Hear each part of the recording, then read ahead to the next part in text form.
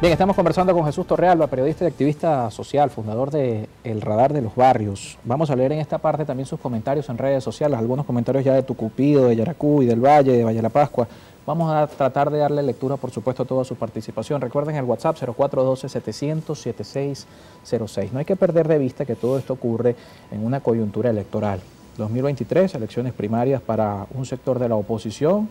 Esta trama empezó en PDVSA, va por la alcaldía de Baruta y todavía se puede extender. No sabemos cuál va a ser el alcance final. Pero en 2024 hay elecciones presidenciales.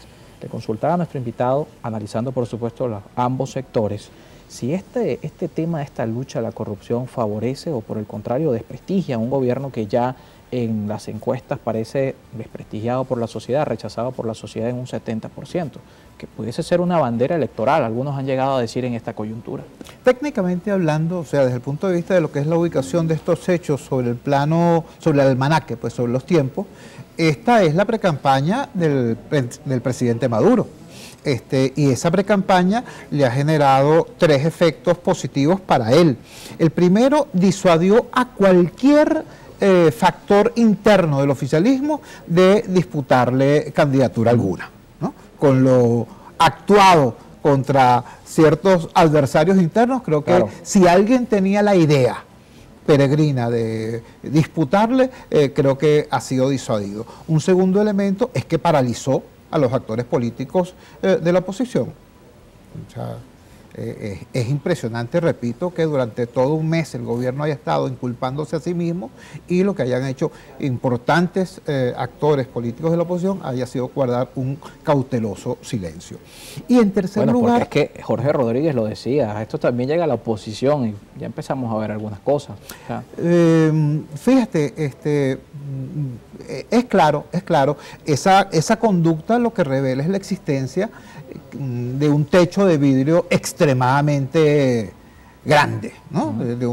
Eso que llamamos los venezolanos coloquialmente unos rabos de paja extremadamente largos, secos y por lo tanto capaces de coger candela.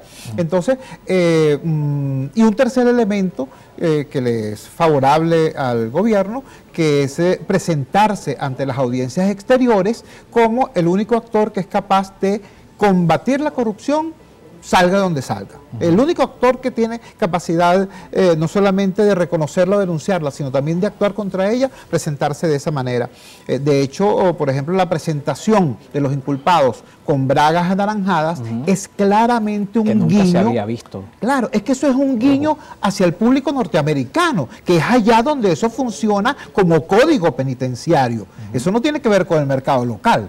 Entonces, yo creo que opera de esa manera. Ahora, la oposición, yo deseo que articule a propósito del tema de la corrupción un discurso institucional, un discurso republicano, un discurso que vaya más allá de la competencia entre distintos factores de la oposición, porque ese es el colmo, ¿no? Que se pongan a alegrarse, decir, ahora cayó fulano, ahora va a caer, se rumora que fulanito y fulanito. Que lo estamos viendo en redes sociales. Por cierto, es que haya eso, pues que haya un discurso institucional, republicano, a propósito del tema de la corrupción. Y finalmente, yo creo que es fundamental que haya también un cambio de actitud del ciudadano. Nosotros tenemos que pasar del escepticismo militante a la promoción también activa de cambios en los actores fundamentales de la escena pública venezolana. Bien, vamos a revisar la participación de la audiencia en las redes sociales. Vamos a comenzar con WhatsApp. Vamos a leer nuestro Twitter, disculpen, @en contexto piso y @Carlos Penalosa, y después leemos el WhatsApp 0412-700-7606. Comenzamos con Manuel Chauran, @Manolo387, que nos escribe por acá. Colega, mi pregunta es para el invitado. Mientras no cambien la Contraloría, la Fiscalía, los órganos judiciales en manos del régimen, no habrá una buena lucha anticorrupción y seguirá la corrupción en las empresas del sector público.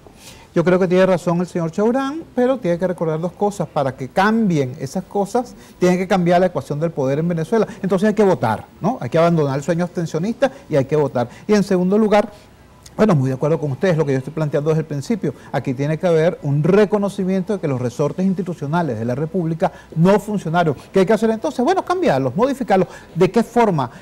Poniendo a los a Zamuros a cuidar carne. No, vale, hay que hacer un gran acuerdo nacional en función de que allí hayan personajes que inspiren credibilidad. ¿Por qué? Por su testimonio de vida. También Ángel Cacique, @Ángel Cacique nos escribe: ¿cómo romper las tenazas de la corrupción y de las sanciones? ¿Qué debemos hacer para ampliar y profundizar la democracia en Venezuela? Yo creo que en primer lugar hay que construir un gran movimiento social que tenga a su vez rostro político y viabilidad electoral. Si eso se puede hacer, y yo creo que se puede, las puertas para ese proceso están abiertas. Ahora, para eso hay que cambiar, o sea, hay cosas que se siguen haciendo porque siempre se han hecho. Te pongo un ejemplo, hay gente que cree que porque en el año 2012 las primarias fueron exitosas, ahorita basta con repetir unas primarias, aunque sea el rótulo. Y resulta que no, resulta que el país es muy distinto y los requerimientos son diferentes. Hay algunos actores que todavía creen que estamos en 2012. Bueno, les acaba de pasar un chasco. Se pelearon por lograr tener la tarjeta de la manito y usaban la tarjeta de la manito como una hojilla, ¿no? Cortando a los demás, y resulta que la tarjeta de la manito fue derrotada por el pueblo opositor. El voto de las opciones opositoras distintas al G4 fue más numeroso en noviembre del 21 que el voto del G4, y en sitios muy importantes como Caracas y Miranda, la tarjeta de la manito fue derrotada, repito, por opciones de oposición. Comenzamos a leer sus comentarios en WhatsApp, 0412-700-7606. Carlos Medina nos escribe desde Temblador, en el estado de Monagas. Buenas tardes, saludos Carlos. Debemos todos los días estimular el voto, 0 abstención. Un comentario por acá de la audiencia. Nira Herrera nos escribe desde Tucupido, en el estado de Guárico. Buenas tardes, Carlos. Saludos también a Chuo, el más objetivo de la oposición. Gente así necesitamos. Un abrazo. Desde Yaracuy nos escriben también. Saludos a Chuo desde acá. ¿Qué opinan sobre la renuncia de Tarek El Aizami? Debería ser el primer detenido y no lo está.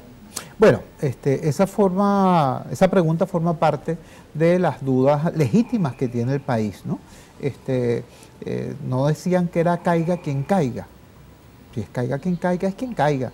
No haciendo excepciones tan protuberantes, pero en todo caso, repito, esa pregunta forma parte de una inquietud legítima que tiene el país. Esa inquietud se tiene que transformar en movimiento de opinión. Repito, no desde el escepticismo, no, aquí no va a terminar pasando nada, sino desde la procura de los cambios, desde la promoción de los cambios y desde la exigencia del cambio. José Gregorio Blanco nos escribe desde la parroquia El Valle, acá en Caracas. Saludos, José Gregorio, siempre en sintonía. Dile a Chugo que Benjamín Rauseo está esperando para hablar con él, para que sea uno de los que lo acompañe en esta campaña electoral, que nos estamos jugando a Rosalinda y él sabe ganar. Bueno, mi saludo a ese compatriota, mi saludo a todas las personas que han tenido la audacia de presentar su nombre como opción. Yo sí les quiero decir algo sinceramente. Muy probablemente lo que sale en este momento de crisis nacional no sea el lujo, por ejemplo, de presenciar una competencia de oposición. Yo no creo que el país esté esperando ese espectáculo, ¿no? Los opositores compitiendo entre sí. Yo creo que el país está esperando de la oposición como conjunto una propuesta, un planteamiento. Alguien dijo por allí, el padre Luis Ugalde dijo: el secreto del éxito de la primaria es que logre un candidato que una a chavistas y antichavistas. Yo puedo estar de acuerdo, pero este proceso por ahora no ha permitido unir ni siquiera a los adecos de Bernabé con los adecos de Henry Ramos. Es más, los adecos de Bernabé ya abrieron un margen para competir también entre ellos. Eso es lo que se corresponde. Claro, entonces, está bien, en una democracia normal, en un país normal, bueno y santo, estupendo, pero en esta hora venezolana, eso es exactamente lo que está esperando el país. Piénsenlo. Yo, por supuesto, soy muy respetuoso de la institución de los partidos. Sin partidos no hay democracia. Creo que hay que tratar de que se fortalezcan, pero en este momento, repito, por ejemplo, la comisión de primarias, un mes después, con un mes de retraso, formaliza las juntas regionales.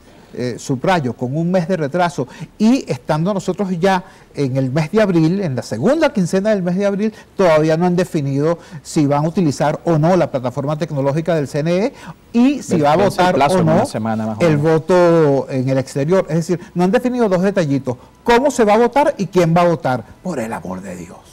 Nos toca despedir la entrevista. Cerramos con Wihue, un comentario que nos llega desde el estado Carabobo. Buenas tardes, una pregunta, ¿qué pasa con esos dólares que se robaron? ¿Regresan o no al país? Y otra cosa es que sabe nuestro invitado sobre el aumento de mayo. Bueno, tres cosas. La primera, la institucionalidad internacional no prevé, por cierto, que las cosas que incauten o recuperen se transformen nuevamente en recursos que aquí en Venezuela podamos utilizar para combatir la miseria, la pobreza, el hambre o el déficit de dotación en los hospitales. No, eso se lo reparten, ¿no?, entre el corrupto y el Estado que lo procesa en el exterior. El Estado norteamericano en concreto se queda con una parte y el corrupto se queda con una partecita que le sirve para vivir 3 o 4 vidas completas. ¿Me entiendes? Entonces, ahí hay cosas que tienen que ser entendidas y asumidas. Si nosotros no recuperamos lo nuestro, nadie lo va a recuperar por nosotros. Sobre el tema del aumento, es absolutamente correcto. Estamos ya a 2 semanas apenas el 1 de mayo y no hay ni idea, no del tema del aumento salarial, sino de cuál es la nueva política económica del gobierno para que el aumento sea resultado de la productividad y no de un decreto inflacionario. Porque aquí no hace falta simplemente un nuevo salario mínimo, aquí hace falta una nueva política económica, claro, y eso no se logra sin acuerdo nacional. Claro, un aumento salarial que se diluya en el tiempo, como lo vimos el año pasado, no lo esperamos. O que sea combustible para la inflación. Muchísimas gracias por acompañarnos esta tarde. Saludos a Neido Morales, que también nos escribió por acá desde el municipio Mara, en el estado Zulia, preguntando sobre un adelanto de elecciones, que qué podría hacer la oposición. Y también, por cierto, saludos a Cruz Salazar, que nos escribió desde Marihuitar, en el estado Sucre, preguntando por la candidatura de Lorenzo Mendoza. La inquietud sobre la candidatura de Lorenzo simplemente nos sigue diciendo, o le sigue diciendo al liderazgo político partidista, que la gente está buscando opciones más allá de las que están ahorita sobre la mesa. Bien, @ en Contexto Piso y @ Carlos Penalosa. Gracias a todos los que participaron en esta entrevista. Quédense con nosotros. Al regreso, Eric Ondarroda de la Alianza del Lápiz en estudio.